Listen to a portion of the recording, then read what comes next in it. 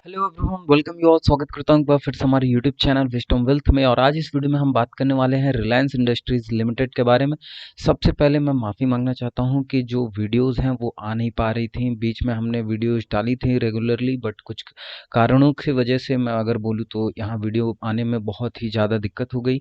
लेकिन फिर हम ट्राई कर रहे हैं, वापस से हम ट्रैक पर आ रहे हैं और जल्दी जल्द मैं चाहूँगा कि आप लोग को जो भी अपडेट हैं वो देखने को मिले। और मैं ज़रूर अपने इस यूट्यूब चैनल के माध्यम से आपको जो भी अपडेट्स होगी अब कोशिश करेंगे कि जल्द से जल्द आपको प्रोवाइड की जाए। तो यहाँ पर इस वीडियो में मैं बताने वाला हूँ रिलायंस इंडस्ट्रीज़ लिमिटेड के बारे में। रिलायंस इंडस्ट्रीज़ लिमिटेड का जिस तरीके से आपने अभी थंबनेल देखा, क्या वाकई अभी बहुत से मौके मिलेंगे आने वाले टाइम में, या हमको अभी प्रॉफिट बुक करना चाहिए, या हमको अभी यहाँ पे इस स्टेज पे माल उठाना चाहिए या बेचना चाहिए। यानी कि पूरी तरीके से सारे विषयों में बात करने वाले इस वीडियो के माध्यम से इस रिलायंस शेयर के बारे में, और जानेंगे कि क्या आने वाले टाइम में रिस्पांस हो सकता है। लेकिन उससे पहले एक छोटी सी रिक्वेस्ट है कि चैनल को सब्सक्राइब नहीं किया तो प्लीज़ सब्सक्राइब कर लीजिए, बेल नोटिफिकेशन ऑन कर लीजिए, जिससे कि सारे लेटेस्ट अपडेट आपको मिलती रहे।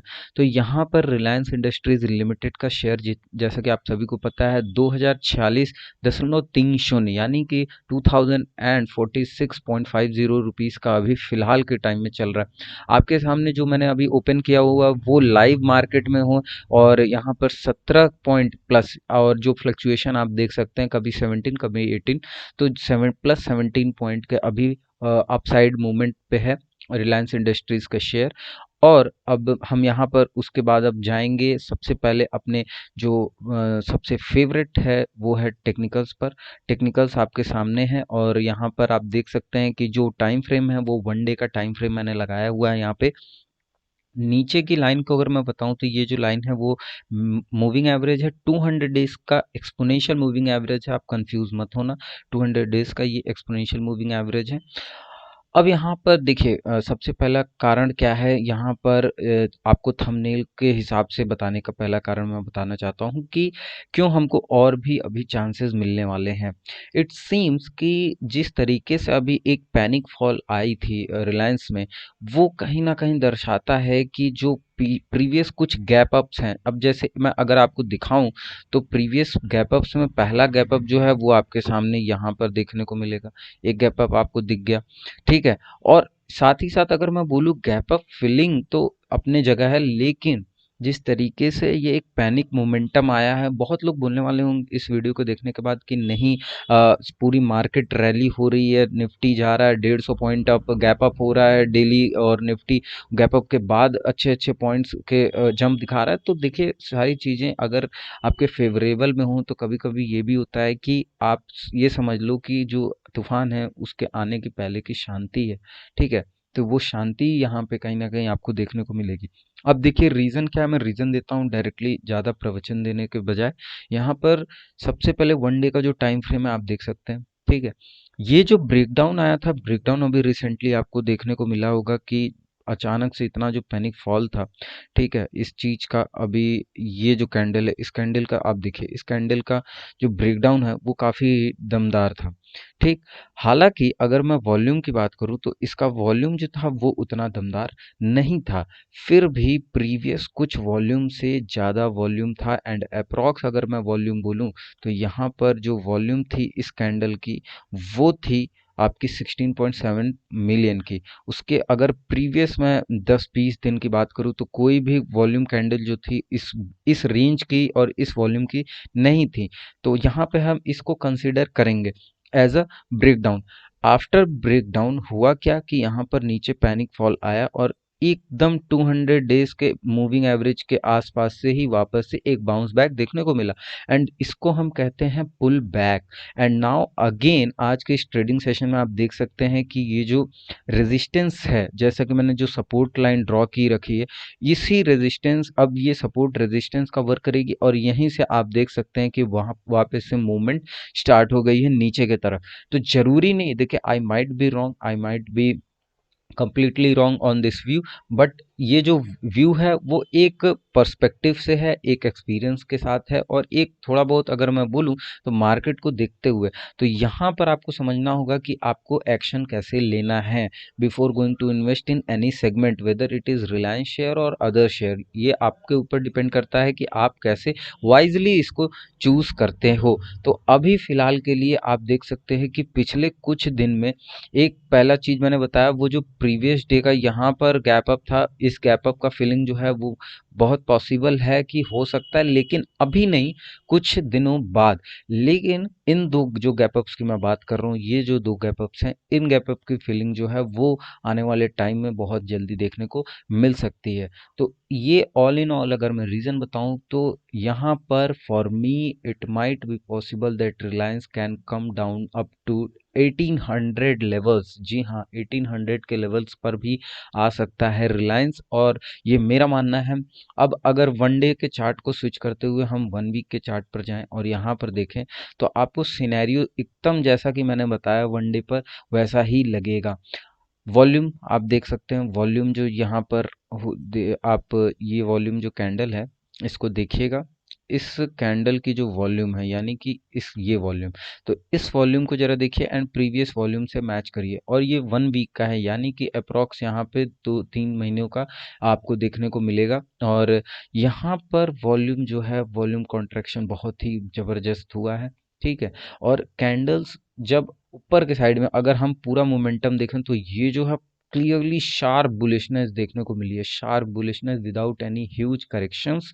तो ये जो शार्प बुलिशनेस है, ये कहीं ना कहीं ऊपर के जाके ऊपर में पैनिक क्रिएट किया, यानी कि बहुत इन्वेस्टर्स को लगा कि नहीं भाई, इस वे में तो स्ट्रेट नहीं जा सकता। हाँ, पोटेंशियल है, everyone knows about Reliance industry, that Reliance industries has potential to grow and sustain for more than 100 years. मतलब कि बहुत ही भयानक लेवल पर इसका जो सस्टेनेबिलिटी है वो है। यानी अगर कैपिटल की बात करूं, कैपिटल मार्केट की बात करूं, इनके मार्केट का जो भी कैपिटलाइजेशन है कितने लाख करोड़ में है, तो ये जो चीज़ें हैं, ये चीज़ें दर्शाती हैं कि कंपनी जो है ख़राब नहीं है, और रिलायंस इंडस्ट्रीज़ जो है अपने आप में एक नाम है। तो यहाँ पर विथ टेक्निकल अगर मैं बात करूं तो यहाँ पर इस कैंडल के बाद से मैं बोलूँगा, ये जो कैंडल क्रिएट हुई है डोजी, इसको अगर मैं बोलूँ तो यहाँ पर हैंगिंग मैन भी आप कह सकते हो, एज अ हैंगिंग मैन। तो यहाँ पर हैंगिंग मैन जो है क्रिएट होने का रीज़न ये भी है कि माइट भी पॉसिबल कि जो कुछ इन्वेस्टर्स हैं यहाँ पर अभी एग्जिट लेना चाहते हों। तो एग्जिट लेने का मतलब, और ऐसे विक, इतने बड़े लंबे विक का क्रिएट होने का मतलब कि कहीं ना कहीं जो इन्वेस्टर्स हैं वो अब धीरे धीरे इसमें अपने जो लॉन्ग टर्म इन्वेस्टर्स हैं उनकी मैं बात नहीं कर रहा, जो नियर टर्म शॉर्ट जो होते हैं मोर देन 1 ईयर 2 ईयर इसके बाद नहीं निवेश करते हैं, तो उनके लिए वो अभी कहीं ना कहीं अपनी पोजीशंस इसमें स्क्वायर ऑफ करेंगे। और आने वाले टाइम में एक नया जो लेवल मैं बताने जा रहा हूँ, वो लेवल पॉसिबल है कि आने वाले टाइम में जो है आपको देखने को मिल जाए, और वो लेवल्स हैं, मैं यहाँ पर बता देता हूँ ड्रॉ करके, वो लेवल होंगे आपके इस लेवल को, और यही लेवल्स जो हैं वो आपको आने वाले टाइम में माइट भी पॉसिबल कि देखने को मिल सकते हैं। तो for me Reliance can come down from these levels to 1800, and it might be possible that I can be wrong, it might be possible that I can be wrong। so इसीलिए आपको choose करना है अपने हिसाब से। पहली चीज, technicals देखिए, रीजंस देखिए कि क्या है। यहाँ मैंने बताया कि वॉल्यूम जो है, चारों पैरामीटर पे मैंने बताया, वॉल्यूम वन वीक के चार्ट पर क्लियरली और red candle with high volume approx 175 million. Okay, second criteria is a hanging man candle which clearly showing that price can be go down from these levels। ठीक है। तीसरी चीज कि यहाँ पर जो करेक्शन, यहाँ पर जो सपोर्ट था, इस सपोर्ट का जो ब्रेक पॉइंट है, ये ब्रेक पॉइंट यहाँ पे वही सपोर्ट अब रेजिस्टेंस के काम करेगा। And we can see clearly that यहीं पे कहीं ना कहीं एक हमको रेजिस्टेंस दिखाई देने लगा है। तो यहाँ पर जब तक इस पूरे वीक में, अब आज मंडे है तो आज से अगर पूरे फ्राइडे तक की जो क्लोजिंग है वो डिपेंड करती है कि जो मार्केट है रिलायंस इंडस्ट्रीज का वो नेक्स्ट में कहाँ मूव दे सकता है और किस लेवल पर मूव दे सकता है। तो ये चीज़ें हैं आपको देखनी होंगी। और साथ ही साथ मैं अगर बताऊं यहाँ पर रिलायंस का जो मार्केट कैप है वो बहुत ही बड़ा है। रिलायंस का मार्केट कैप है जो बहुत बड़ा मार्केट कैप है, आप सभी को पता है। सो अगर आप लॉन्ग टर्म के निवेशक हैं, यानी कि more than 10 years for a while, अगर मैं बोलूँ आप एक मोमेंट में चाहते हो कि मैं इसमें निवेश करूं एंड 10 ईयर्स के लिए इसको लॉक करके छोड़ दूं एज अ एफडी, तो ये मैं बता सकता हूं दावे के साथ कि 10 साल बाद यही रिलायंस इंडस्ट्रीज जो है वो आपका जो अभी वैल्यू है इसका कम से कम 10 गुना हो चुका होगा। तो ये चीज़ें आपको देखनी होंगी, क्योंकि जिस तरीके से ग्रोथ आ रही है, जिस तरीके से ये जो आईटी हब की क्रांति आ रही है, सब जगह रिलायंस इंडस्ट्रीज ने अपना जमा रखा है। रिलायंस इंडस्ट्रीज ने मोस्टली स्टार्टअप्स में निवेश कर रखे हैं। नो वन नोज कि कौन सा स्टार्टअप कब कहाँ चला जाए, कब किस लेवल पर चला जाए। तो मोस्टली स्टार्टअप में रिलायंस ने ऑक्युपाई करके रखा है। यानी कि अगर मैं ऑल इन ऑल बात करूँ तो रिलायंस इंडस्ट्रीज कैन रूल, ठीक है, कैन रूल इन मार्केट, और अभी भी मार्केट पे रूल कर रहा है और आने वाले टाइम में भी करता रहेगा। तो इस चीज़ को आपको समझना होगा। लेवल्स आपके सामने हैं, लेवल्स क्या हैं क्या नहीं है आपने देख लिए हैं।